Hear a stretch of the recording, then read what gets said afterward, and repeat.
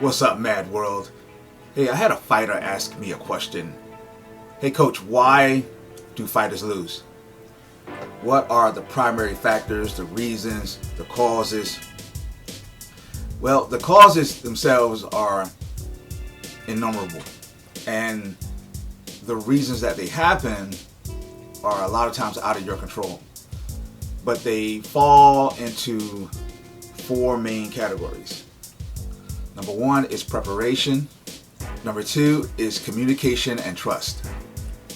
Number three is failing to follow the game plan. And number four is going off on their own path. So allow me to explain. Preparation is about three things: time, frequency, and duration. You may get away with two of those factors, but all three missing, it just won't work. It's probably the best if you can have all three factors, because you're probably going to be able to measure your performance at a quicker rate and make more adjustments in a shorter time frame.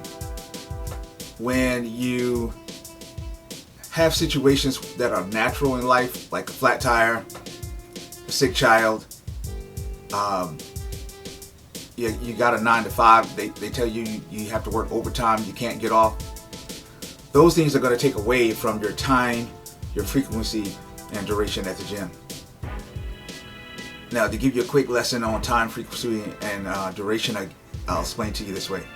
I had a fighter who would come to the gym and he would be there for 2 hours. But he only did this twice a week.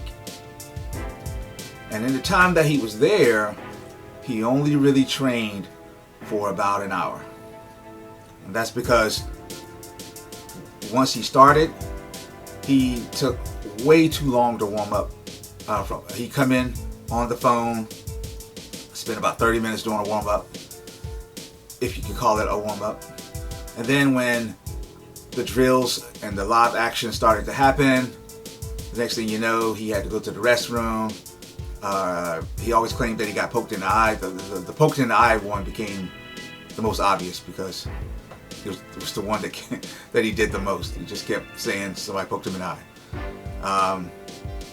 But it took away from his time on the floor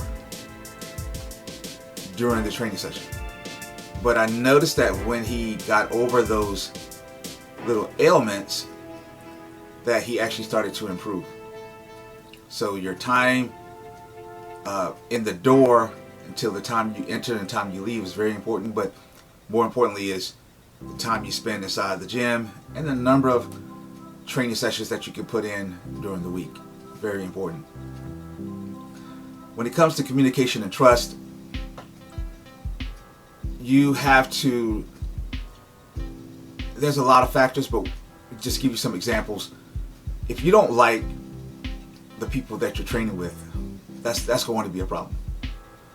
You're just there because for your own purpose, your own reasoning, but you really don't like these people, it's going to cause conflict. You may not voice it, and that is one of the biggest problems, because then the training will never be tailored toward you. The training will never have your best interest. You'll never develop your best attributes, your best skills. So communication and trust is a very important thing. You have to trust that the coach or your teammates are not going to hurt you, and that they have a game plan designed for you that, you know, fits your structure and it's going to give you the best opportunity to win. But if you don't communicate that, you start developing these inner demons that start telling you that someone's plotting on you. You know, there's a scheme. They're jealous of me. And nothing could be further from the truth. But you're dealing with your own head. So this information shows up, you know, as random thoughts grabbing at you. It's the devil and the angel on your shoulder talking back and forth. Instead of you just asking someone, or expressing your concerns. But communication and trust is like one of the biggest reasons why fighters lose, because they end up going through this whole process with someone that they really don't trust, and then when something happens in the fight that goes wrong, they give up on themselves. They give up. Number 3, they fail to follow the game plan. So the game plan is macro and micro. So the micro is easy. That's the fight. They're supposed to go in, keep their range, work off the teep, work off the jab, kick the leg, fight's over. Pick the guy apart. But instead they do the opposite. They go in brawling, get taken down, and lose the fight. Or in the macro, in the broader sense, if you're scheduling training sessions for morning, evening, 3 times a week, whatever, they don't show up. So they start missing appointments, they start missing training sessions. You're trying to help them map out their week, their day, their month, or whatever it is, and you're saying, hey, you need to go get medicals on this day or this week, and it's always an excuse with this person. They just fail to follow the game plan. They don't want any real structure. And really, a lot of times, if you listen to a lot of guys in the UFC now, they talk about, hey, I went from this gym to that gym, and the technical information isn't what made the difference. What made the difference was that I had structure and organization. They had me on a path to victory, a plan, a champion's plan that said, this is what we're going to do from week to week, month to month, quarter to quarter. And you could actually visualize the process that would take them to the championship level. That's one of the biggest reasons why people fail, because they don't have any structure. So when we talk about game plans, just talking about giving something that looks like structure to your training life. Then the last one is when the fighter goes off on his own. And again, this is the macro and the micro. In the macro sense, a fighter has too many coaches, too many gyms. So by bouncing from gym to gym to gym, no one particular person is really paying attention to you. There may be some good technical information you're getting from each gym, but there's also some good technical information that you could get from YouTube. And that's the problem, is that you're just spending too much time, which goes back to number 1. You're wasting time by bouncing around from gym to gym when you could have just got this from YouTube. So you don't have any implementation because you're spending all your time on the road. And now you're getting this technical information, but you don't have any structure, you don't have any organization. So now you're just sparring in a general way, or you're just training with training partners that don't have any true intent. And then all that little technical information you're getting from one gym to the next gym, you're not getting good at it because Gym A says, we like to do the same technique but this way. And Gym B says, we have a little tweak on it. So you're never drilling the same way, and you're not getting the feedback because you're not one of their fighters. They're not invested in who you are.